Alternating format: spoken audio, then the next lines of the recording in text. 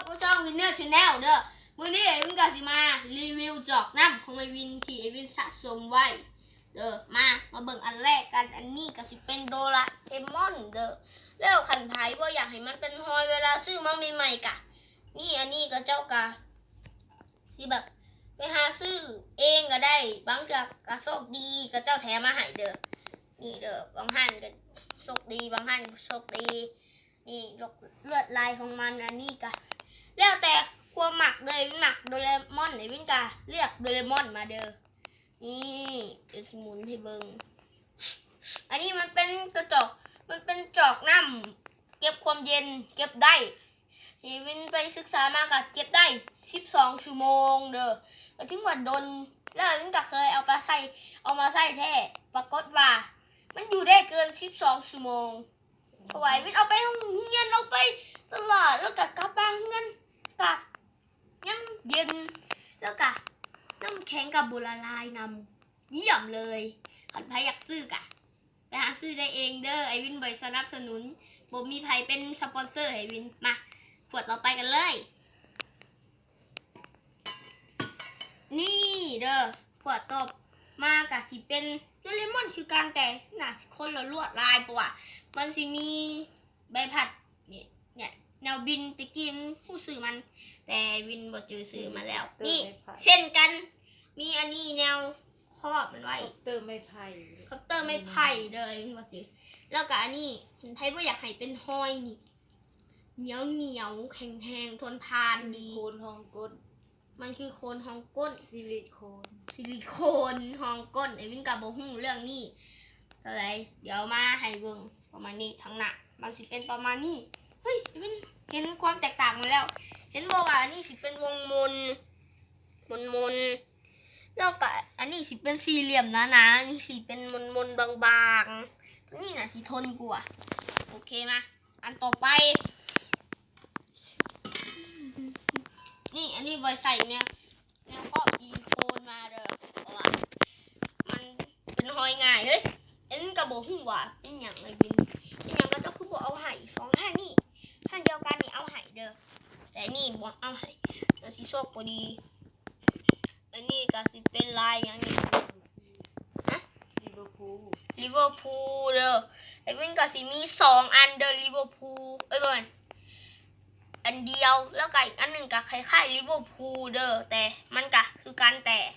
อันนี้แต่อันนั้นน่ะมันสิเป็นแบบสีเทาทั้งเทิงแล้วก็สีดำทั้งหลุมเด้ออันนั้นก็ไอ้บ่รีวิวเพราะว่ามันมีน้ำหลายเกินไปแล้วมันสิเฮ็ดให้บางเทื่อมันสิผิดพลาดแล้วมันสิเฮ็ดให้บ่องถ่ายหรือห้องของวินนี่มันเปื้อนก็เลยบ่เอามารีวิวขออภัยนำเด้อคลิปหน้าที่เอามารีวิวให้เบิดเลยโอเคมาโตต่อไปกันเลยเด้อนี่ก็เป็นกระจอกน้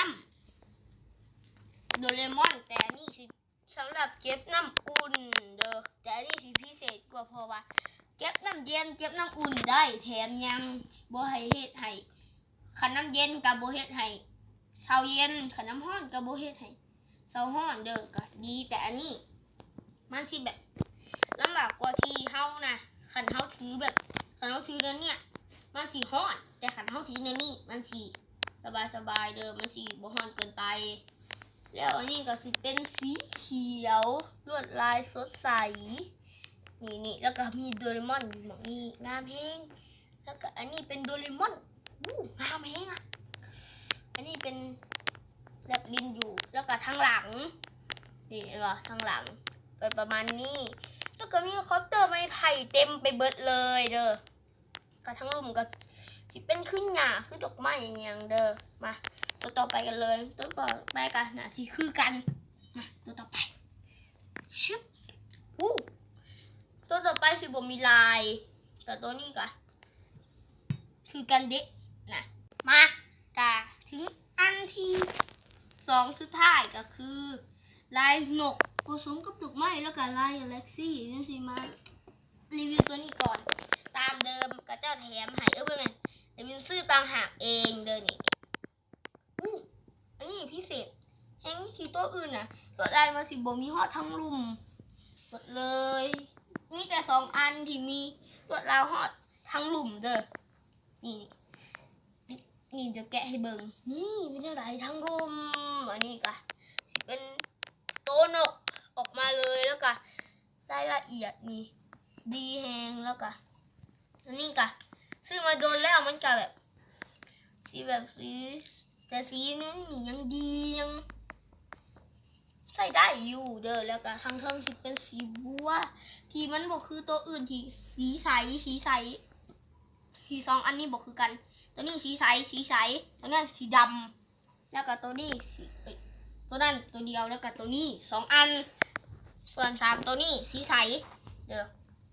นี่อันนี้เขาเปิดขึ้นมามันก็สิเป็นให้ยกสดแล้วก็อันนี้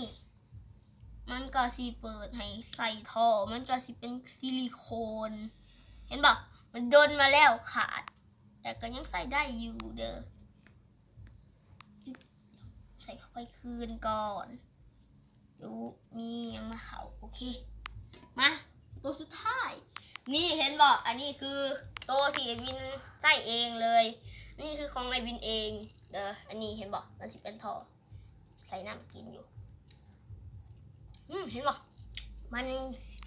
สีมีน้ำยังอยู่เด้ออันนี้ก็เป็นลายกาแล็กซี่วินเลือกเองเพราะว่าวินหมักเด้อหมักแห้งเนี่ยแท้ๆนะวินสิแบบให้เลือกเอาแบบซูเปอร์ฮีโร่แปลงร่างอย่างแต่วินบอกเอานี่คือดีๆแล้วลายแบบนี้ก็งามดีแถมมันเก็บความเย็นได้ดีแฮงก็คือลายที่วินใฝ่ฝันวินใฝ่ฝันว่าตุ๊กตาโมเดลถึงแม้กระทั่งเกิบกระเป๋าขนาดผมก็ต้องเป็นสีกาแล็กซี่วินเป็นคนหนึ่งที่ข้างคล้ายสีกาแล็กซี่แฮงแต่ตัวเองก็เห็นบ่เป็นวินก็เลยแบบไปเลือกเป็นสีกาแล็กซี่มานั่นคือสาเหตุที่วินเลือกสีกาแล็กซี่เข้าใจแบบนี้กันวินอยากมาบอกว่าวินตลอดคลิปเลยที่วินรู้สึกว่ามีคนรบกวนตลอดทั้งแม่วินสิถืออันนี้มาแล้วก็นี่ครับแบบขอกินอยู่ทุกคนก็ไม่ต้องสงสัยขอบอกของนี่เลยว่าน้องวินเองดื้อแฮงเด้อแต่สำหรับมื้อนี้ขอลาไปก่อนบ๊ายบาย